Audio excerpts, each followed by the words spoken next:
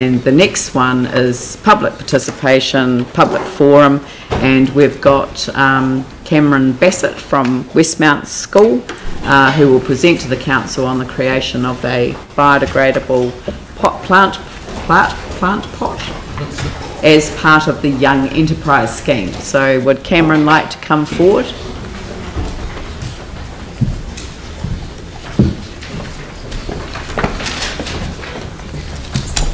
Please.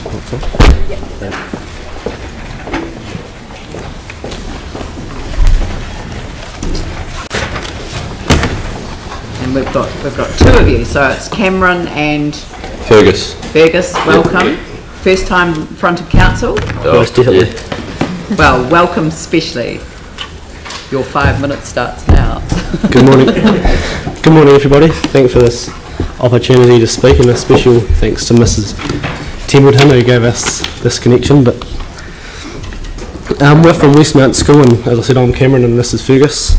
And 5 students from our school are privileged to be included in the Young Enterprise Scheme, which is a nationally run program which encourages us to start an enterprise during our last year of school and take it to market. At the beginning of our journey, we started a company called Earth to Earth. And we began to work with nurseries around our area to try and address the problem of plastic pots. When we were discussing this problem, we also found they ran into other problems when using these, such as the time it takes to pull each plant out of the plastic pot, and also the problem with trying to reuse them or dispose them or sterilise them or whatever their system is. So this resulted in us starting to work with a local cardboard supplier, producer, and we've come up with a biodegradable plant pot, and we've proven it saves many hours in their production, as I said, not having to pull the plant out, and it also obviously addresses a big problem with plastic consumption. We looked into the market of biodegradable pots, and we found there were ones out there, but nurseries weren't using them, so we set out to find out why. The main reason why they weren't using the peat pots and what was out there already is that sometimes they last too long and sometimes they don't last long enough. So we came up with the design of a cardboard pot, which we've made to last up to 6 months in the nursery. So that allows most variety of plants to grow and mature while being in the nursery. We've come up with the design. Obviously you can see that's it there. We've got holes on the side that allows the roots to come out and spread out once planted in the ground. And when they're in the tray close together, we tried to make it so none of the holes line up, so while they're in the tray the roots don't grow together. And then we've got you probably can't see it, but the die cut line around the bottom. When they're planted you just rip it off, which allows the root system to free up. They're also flat pack, so they come flat packed, which is good storage space, and we're working on 2 sizing at the moment. This is our biggest size. We're also working on a 5 centimetre tube for like the production nurseries that grow heaps of seedlings and stuff. Yeah, so this is a 6 centimetre square by 12, and it's what we call our contract pot. So a nursery that is planting out on a motorway or a re-veg or whatever, a coast side or something, they can grow these in the nursery in a pot, just their normal pots, because the sizes are designed to fit into their common nursery pots. And then they can take these to the site and plant them straight in and save so much time. But the smaller size, which Fergus was talking about, is slightly smaller and a lot less shallower, and these are for large nurseries that are producing millions of plants and grow them on into the next size up to bigger trees.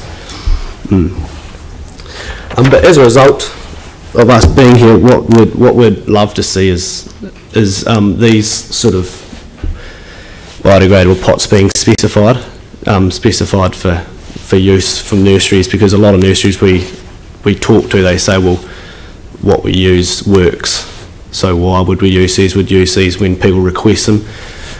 So if projects request them, and such as the council and the city care, and they request them, and then it's a lot easier for us to get into these nurseries. But that's up from us. Someone might have some questions. Or Brilliant. Well, we've got 29 seconds to go. I'm just going to use that time to say congratulations. It's one of the best elevator pitches I've seen at one of the council meetings, and thank you, Sarah Templeton, for alerting them to this opportunity to raise not just awareness around the council table, but I think, you know, because it's live streamed, I hope everyone links to it on social media. But I'm just wondering whether we could get them to go to the Innovation and Social Development Committee with in order to pursue this issue. Is it? Yeah. Yeah. Yeah, because I'm just thinking that, you know, if we want to turn this into a reality, then we need to have a champion, and I think the committee that Vicky Buck chairs, which Sarah Templeton is on, you know, is a really good place to be in that regard. Thank you very much. So thank you very much. And just one other thing, have you got investors, outside investors? Well, there's 5 of us in the group. Yeah. Coincidentally, all of our parents are business owners. They are doing their best to help us out. Yeah, I'm just thinking that. But we haven't got any external. Yeah, I'm a big supporter of the Youth Enterprise Scheme, and if we can find a way of helping to connect you also with potential partners, you know, obviously, you know, I'm just thinking of the Takaro Orchard, which a number of us, you know, have been involved in. They had a planting day, so you just think of all of those areas where there'd be potential for requiring that to be used. But look, thank you very much for coming. Thank you. Do you want to?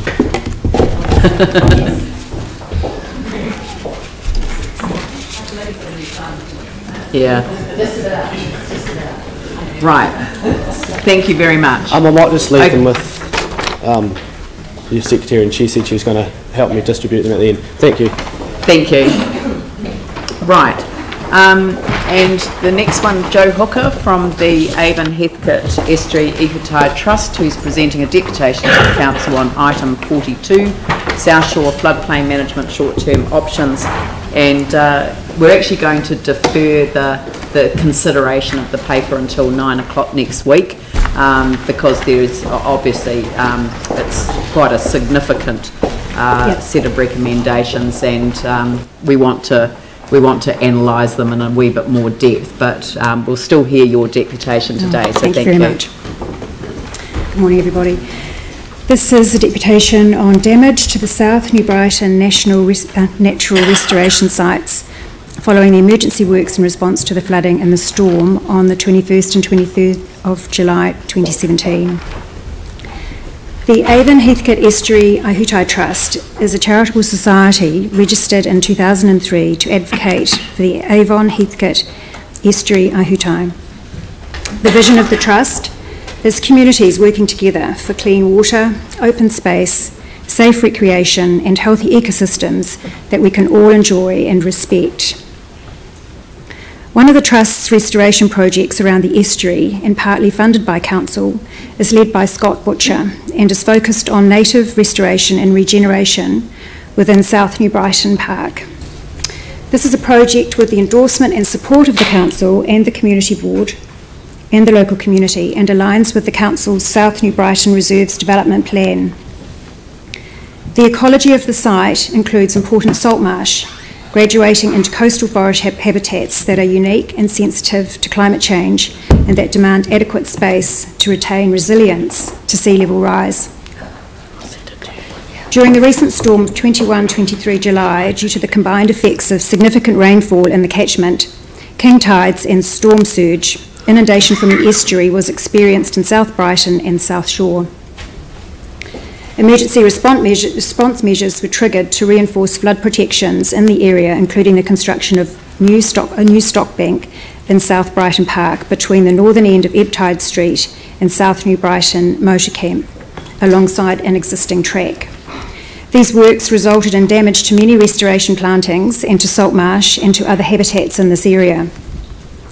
The construction of the emergency stock bank through the middle of the habitat gradient now presents a physical barrier to the natural progression along the gradient.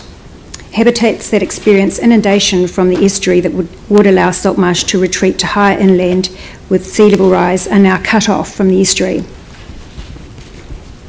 The Trust would like to be very clear that we support the need for the emergency works and acknowledge the very real threat of inundation to the local communities if these emergency works had not been undertaken at the time. We also acknowledge that the contractors are working in very, very trying conditions. However, we would like you to acknowledge the following issues with regard to these works. We raise these in the hopes that our concerns can be addressed and lessons can be learned for any future events where residential properties might be exposed to risk of inundation as a result of adverse weather events and climate change, particularly where there are environments of high ecological value.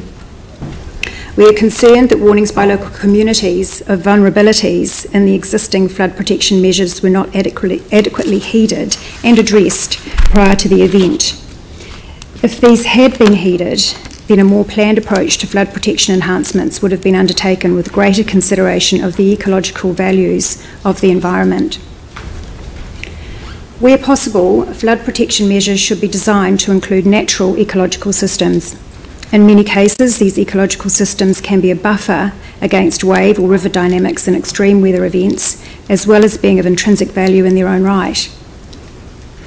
This would mean, as in the South Brighton situation, placing engineered flood protection measures or embankments as far back from the estuary edge as physically possible, while still affording adequate protection to residential communities. In this instance, it would have been possible to construct the stock bank on the boundary with or within the adjacent red zone and retain the full breadth of regenerating habitat gradient from the estuary edge. This principle should apply whether planning long-term protection measures or short-term emergency transitional measures. And this is the lesson to be learned for the future. Long-term, there is still potential to retain the habitat gradient and consequent resilience if further stock bank is constructed on the boundary or within the adjacent red zone and the emergency stock bank removed or breached to allow passage of tidal water from the estuary into this area. That is, the emergency stock bank should be considered as a transitional protection and not necessarily a permanent solution. Over 150 native plants were lost as a result of the emergency works, a situation that's very disappointing and demotivating to the local group committed to the restoration work. Support from the Council with the supply and replanting of placement plants as a matter of urgency is important to ensure the group can continue to retain and recruit volunteers and demonstrate Council's commitment to the value of native restoration and regeneration in the area. We ask that the Avon Heathcote Estuary Hautai Trust be recognised as an important partner in any future planning and discussions for South Shore and South New Brighton, particularly along the estuary edge. We have many years of advocacy for integrated management and conservation of the values of the estuary. The views of local residents are important, but so are the views of the whole city, as the estuary is an asset of local, regional, national and international importance. Thank you. Thank you very much. You know, it's a really powerful point that you make in terms of the extent of what that estuary means to the whole of the city, and also bringing to the fore the international significance. I know that none of the contractors would feel sort of pleased that they had to operate in that environment, and I know that you acknowledged right at the very start that the emergency created the need for them to work in a way that then had this unfortunate impact, significant impact on the contribution of volunteers, and I kind of want to acknowledge them as well, because quite frankly we don't make a difference in these environments. Same with restoring the Port Hills after the fire. We simply can't do that without the voluntary effort. So I think all of the points that you've made will be taken on board, not just for the consideration of this paper, but actually for wider consideration of how we, you know, restore what has been lost in the storm. Phil? Joe, thank you for your deputation today. The report, which I don't think we're going to deal with today, but as Amir alluded to, but it refers to longer term use and future adaptation and future land use change, basically. So, and there's going, I think you'll be aware, there's a whole coastal futures report going to arrive. Would your group be involved, do you think, in having those conversations about future use of all of this area with the, I guess, with the other community groups? Oh, most definitely, yeah. Yeah. Yeah, I think, you know, the whole coastal environment, and that's one of the reasons for deferring the paper till next week, is that we really didn't give staff sufficient time to even look at the, you know, the interrelationships between the role of Regenerate Christchurch as an owner, but we've got another paper on the agenda. Well, not Regenerate Christchurch as an owner, but LINZ as an owner. Regenerate Christchurch as the overarching planner in the residential red zone as far as regeneration planning where that's required, and also and ECAN in terms of its responsibilities and the coastal environment. And I think people forget that because they have transferred to the council the planning obligations, but actually the wider obligations still sit with ECAN. So it's a complex environment, and I think your submission has really focused our attention to the fact that this is not just about flood defence. This is about how can you create flood defence that actually then enhances the environment. Right. Thank you very much. Yeah. Thank you. Sorry, Glenn. That's okay. Thank you, Joe.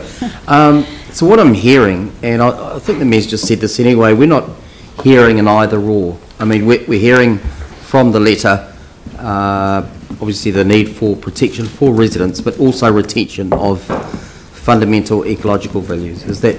Exactly, yeah. Yep. Okay, thank you. Yep. Right. Good. Well, look, thank you very much. Appreciate your time. Thank you. Cheers. Right, so on that note, I will simply note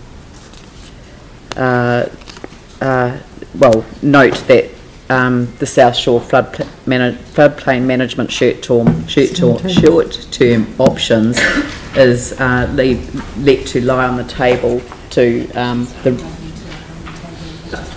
it just won't be considered until today, until when we till 9 o'clock. So it'll be considered at 9 o'clock next Thursday, with the meeting adjourned till then. At that point, Thursday next week. Oh, sorry, did I? Sorry. Okay, so.